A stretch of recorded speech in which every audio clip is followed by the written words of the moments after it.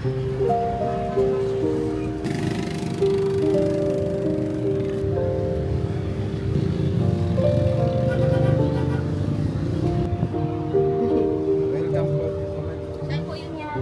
taga saan kayo? Dito po sa Batasan po. Oh, ano po yung trabaho nyo? Nung alaga po ng bata po. Ibalilan po yung anak nyo? 3 po. 3. Ito, pang ilan po ito? Nung bunso po. Bunso. Opo, kung isa sa puso po siya. Tapos, nung asawa ko po, dati po dyan pa-parking po siya po dyan. Tapos ngayon, sa kariwas niya po siya nagtatrabaho po.